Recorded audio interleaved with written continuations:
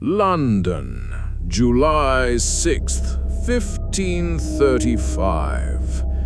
The Tower gates groaned open. A grey morning mist clung to the Thames, swallowing the city's skyline in a shroud of damp silence.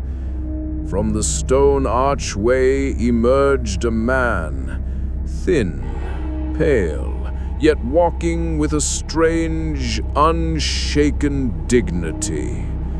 His beard, once neatly trimmed, had grown wild during his imprisonment. His eyes, however, were steady. Sir Thomas More, former Lord Chancellor of England, scholar, statesman, friend to kings, now condemned traitor. The crowd pressed forward, whispering, some crossing themselves, others spitting curses. The air was thick with the smell of river mud and fear. Above the murmurs, the tolling of a single bell marked the hour. He was walking toward the scaffold, toward the blade, toward the moment that would seal his defiance in history. And yet he smiled. The year is 1478. England is still licking its wounds from the Wars of the Roses, that brutal dynastic struggle between the houses of Lancaster and York. The Tudor Dynasty, barely a generation old, sits on the throne with a fragile legitimacy. By the time Henry VIII ascends in 1509, the kingdom is stable on the surface, but beneath, currents of ambition, religious devotion, and political intrigue swirl like the dark waters of the Thames. London, the beating heart of the realm, is a city of contradictions. Its streets are alive with merchants hawking spices from the Levant, Flemish cloth, and French wine. Yet in the shadow of St. Paul's Cathedral, whispers of heresy and reform drift from scholar to scholar. The Renaissance has reached England's shores, bringing with it humanist learning and a questioning spirit, a dangerous thing in a land where the Church's authority is absolute. Thomas More, born in Milk Street, London in 1478, grows up amid this ferment. The son of a respected judge, he is educated at St. Anthony's School and later at Oxford, where he absorbs the new humanist ideals. He becomes a lawyer of formidable skill, a scholar fluent in Latin and Greek, and a man whose wit and integrity earn him the trust of the most powerful in the land. By the 1520s, More is not just a legal mind. He is a close confidant of Henry VIII himself. The king in his early reign is a golden prince, athletic, learned, and devout. These two men share a love of theology and debate. But this friendship will be tested by a crisis that will shake Christendom. Henry's marriage to Catherine of Aragon has failed to produce a male heir. Obsessed with securing the Tudor line, the king seeks an annulment from the Pope. When Rome refuses, Henry's desire hardens into defiance. He will break England from the authority of the Pope, declare himself supreme head of the Church of England, and demand that all his subjects swear loyalty to this new order. For Thomas More, a man whose conscience is bound to the unity of the Catholic Church, this is not merely a political shift, it is a mortal test of faith. The stage is set. The friendship of King and Chancellor will become a battlefield, and in that battle, only one man will walk away alive. When Cardinal Thomas Wolsey fell from grace in 1529, the court was a place of whispers and sharpened smiles. Henry VIII, frustrated by Wolsey's failure to secure his annulment from Catherine of Aragon, needed a new Lord Chancellor, one who could command respect in Parliament, navigate the treacherous waters of diplomacy, and perhaps lend moral weight to the king's cause. He chose Sir Thomas More. It was a dazzling appointment. More, the humanist scholar who had written Utopia, was now the highest-ranking official in England after the king himself. His reputation for incorruptibility was unmatched, his intellect formidable. In the eyes of many, he was the perfect man to steady the ship of state. At first, the partnership seemed destined for harmony. Henry valued More's counsel, and More admired the king's learning and energy. Together, they presided over a realm that outwardly was prosperous and secure. But beneath the surface, the king's great matter, his desperate quest to set aside Catherine and marry Anne Boleyn, was becoming an open wound in the body politic. More's conscience was already troubled. As a devout Catholic, he believed marriage was a sacrament, indissoluble except by death. The Pope's refusal to grant Henry's annulment was to More a matter of divine law. Yet the king's will was iron. In 1531, Parliament passed the Clergy Act, forcing the English clergy to acknowledge Henry as supreme head of the Church of England, with the careful qualifier, so far as the law of Christ allows. More, ever cautious, accepted this wording, but refused to go further. He avoided public speeches on the matter, retreating into silence when pressed. That silence was dangerous. At court, silence could be read as dissent, and dissent, in the shadow of a Tudor throne, could be fatal. The king's circle began to change. Men like Thomas Cromwell, pragmatic and ruthless, rose in influence. They saw More's moral scruples not as noble, but as an obstacle to the king's supremacy. In 1532, More resigned as Lord Chancellor, citing ill health, but everyone knew the truth. He could not, in good conscience, support the king's break with Rome. His departure was quiet, almost humble, yet it was the first step toward the scaffold. The following year, Henry married Anne Boleyn in defiance of Rome. The Pope excommunicated him. Parliament passed the Act of Succession, 1534, requiring all subjects to swear an oath recognizing Anne as queen and Henry as the head of the church. When the oath was placed before More, he read it carefully. He agreed to acknowledge Anne's queenship, but refused to affirm the king's supremacy over the church. It was a refusal wrapped in courtesy, but it was still refusal. The law was clear. To deny the king's supremacy was treason.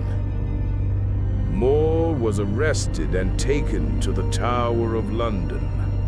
The cold stone walls closed around him, the Thames lapping below like a patient predator.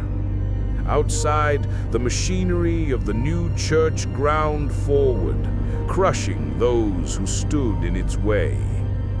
In the tower, More wrote letters to his family, each line a mixture of tenderness and unshakable resolve. He knew the path ahead. He had seen others walk it, and he knew it ended beneath the executioner's blade. The king had once called him a man for all seasons. Now Henry would make him a warning for all subjects. The Tower of London in 1534 was not merely a prison. It was a fortress of dread. Its grey walls, streaked with centuries of rain, loomed over the Thames like a warning carved in stone. Inside, the air was damp, heavy with the scent of mildew and iron. Rats scurried in the shadows, and the muffled clang of a portcullis echoed like a heartbeat in the dark. In a small, cold chamber, Thomas More sat at a rough-hewn table, quill in hand. His letters to his daughter, Margaret Roper, were tender, almost serene, yet between the lines lay the strain of a man walking a razor's edge. He would not speak against the king, but neither would he bend to his will. That silence was his shield and his noose. Outside the tower, Thomas Cromwell was tightening the net. Cromwell, the king's chief minister, was a man who understood power as a craftsman understands steel. It must be shaped, hammered, and, if necessary, broken to serve its purpose. To him, More's refusal to swear the oath of supremacy was not a private matter of conscience. It was a public act of defiance that could inspire others to resist. Cromwell summoned More to interrogations in the tower's council chamber. The room was lit by narrow windows that let in slivers of pale light, dust motes drifting like tiny ghosts. The questions were sharp, the tone deceptively courteous. Will you swear the oath, Sir Thomas? I am the king's true subject, and pray for him daily. More would reply, but will you swear? More's lips would tighten. I have said all I can. Each time, Cromwell's eyes hardened. The law was clear. Silence could be construed as denial, and denial was treason. Meanwhile, the court was shifting. Old friends kept their distance. Some, like Richard Rich, a man of lesser rank but great ambition, saw opportunity in betrayal. Rich visited More in the tower, speaking with feigned sympathy, probing for words that could be twisted into evidence.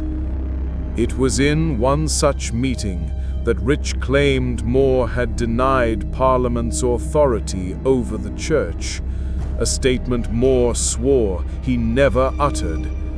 But in Tudor England, truth was malleable, and testimony could be sharpened into a weapon. The city beyond the tower walls was restless. Preachers in the streets proclaimed the king's supremacy. Those who resisted were dragged to Tyburn or Smithfield. The smell of burning flesh from heretics' pyres sometimes drifted across the river, mingling with the cries of market hawkers and the tolling of church bells. Margaret visited her father when she could, bringing food, clean linen, and news from home. Their meetings were brief, watched by guards, but her presence was a balm. Still, she could see the toll the months were taking, the hollows in his cheeks, the stiffness in his gait. Yet his spirit did not break. In the summer of 1535, the pressure reached its peak. Cromwell, acting on the king's will, prepared the trial. The charge? High treason for maliciously denying the king's title as supreme head of the church. The evidence? The testimony of men like Richard Rich.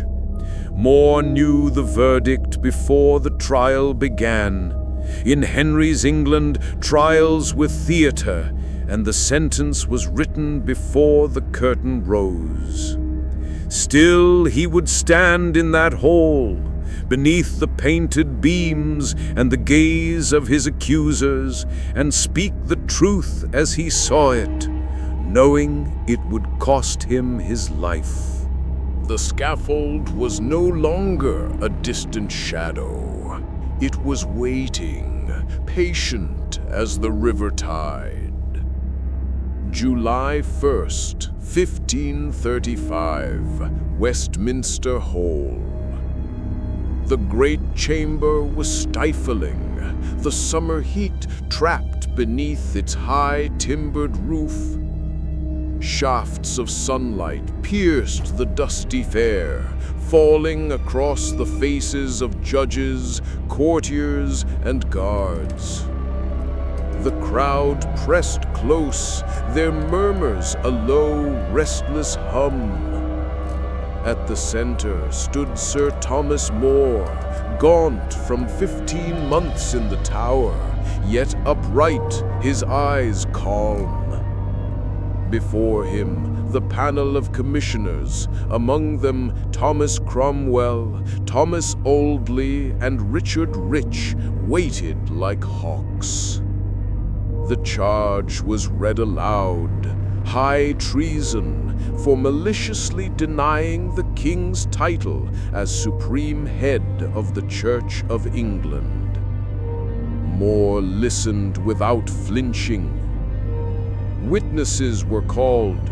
Richard Rich stepped forward, his voice smooth, his words precise. He claimed that, in private conversation, More had declared Parliament had no authority to make the king head of the church. More's head tilted slightly, his gaze fixed on Rich. "I never spoke such words. In good faith, Master Rich, I am sorrier for your perjury than for my own peril." A ripple passed through the hall, but the verdict was already written in the minds of the judges. The jury withdrew and returned within minutes. Guilty. The sentence was pronounced. He was to be drawn on a hurdle to Tyburn, hanged until half dead, cut down, disemboweled, his entrails burned before him, then beheaded and quartered. A pause.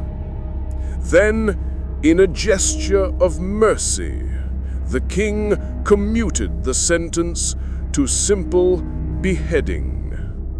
More bowed his head slightly. "God preserve you all, and especially my sovereign lord the king, and send him good counsel." July 6th, 1535, Tower Hill. The morning was gray, the air heavy with the smell of the river. A scaffold had been erected, its fresh timbers pale against the dark stone of the tower. The crowd gathered early, merchants, apprentices, noblemen, and beggars alike, drawn by the grim theater of execution. From the tower gates, More emerged, leaning on the arm of the lieutenant of the tower. His steps were slow but steady. He wore a coarse woolen gown, the garb of a prisoner, and carried no weapon but his words. As he mounted the steps, he turned to the executioner, a young man, pale and uneasy. "Be not afraid of your office," More said gently. "You send me to God." He addressed the crowd briefly, declaring himself the king's good servant, but God's first. The words hung in the air, sharp as a blade. He knelt, adjusting his beard with a wry smile. "It has not committed treason," he murmured, "so let it be spared." The executioner raised the axe. A heartbeat. Another. The blade fell. The crowd exhaled as one, a sound like wind through dry leaves. Some crossed themselves, others turned away. The head of Sir Thomas More was held aloft, the face serene in death. His body was buried in the chapel of St. Peter ad Vincula within the tower. His head, displayed on London Bridge, stared down the river traffic for weeks, a silent warning to all who might defy the king. Yet in that silence, his defiance lived on. The axe had fallen, but the echo of its strike lingered far beyond Tower Hill. In the weeks after July 6th, 1535, London moved on, as it always did, but something in the air had shifted. The merchants still called their wares in Cheapside. The bells of St. Paul's still tolled the hours. But beneath the hum of daily life, there was a quiet unease. The head of Sir Thomas More, set upon a pike above London Bridge, became a grim landmark for all who crossed the Thames. Bargemen glanced up at it in silence. Apprentices dared each other to look into its lifeless eyes. Some whispered prayers. Others muttered that the king's justice was swift and sure. But for many, the sight was a warning carved in flesh. The age of unquestioned royal supremacy had begun. At court, the reaction was colder. Henry VIII had removed a dangerous obstacle, a man whose moral authority could have rallied resistance to the new church. Yet even among the king's allies there were murmurs. More had been no rebel in arms, no conspirator in shadows. His crime had been silence, and his silence had been met with steel. Thomas Cromwell emerged stronger, his grip on the machinery of state tightening. The acts of supremacy and succession were enforced with renewed vigor. Those who hesitated to swear the oath, bishops, monks, even commoners, found themselves in the same cells that had held More. The tower's gates turned on their hinges more often now. For More's family, the loss was personal and devastating. Margaret Roper, his beloved daughter, was said to have bribed the guards to take down her father's head before it could be thrown into the river. She kept it, preserved, as a relic of conscience. In her letters, she wrote of his calm in the face of death, his refusal to curse those who condemned him. Among the people, his story began to take the shape of legend. In taverns and quiet gatherings, his name was spoken with a mixture of sorrow and admiration. To some, he was a fool who had thrown away life for stubbornness. To others, he was a martyr who had chosen God over the king. The political outcome was clear. Henry's supremacy over the church was now unchallenged in law and in practice. The Pope's authority in England was broken. The Reformation in England had its first great casualty and its first great symbol. But symbols have a way of outliving kings. In the stillness of the Tower Chapel where his body lay, the candle flames flickered against the stone. Outside, the Thames rolled on toward the sea, carrying with it the memory of a man who had stood against the tide and paid the price. In the years that followed Thomas More's death, England's religious landscape was transformed beyond recognition. The break with Rome was complete. Monasteries were dissolved, their treasures seized, their stones carted away to build the houses of the new order. The king's will was now law in both state and church, and those who resisted, whether in word, deed, or silence, met the same fate as More. Yet More's execution did not erase him. Instead, it etched his name deeper into the conscience of Europe. To Catholics, he became a martyr of the faith.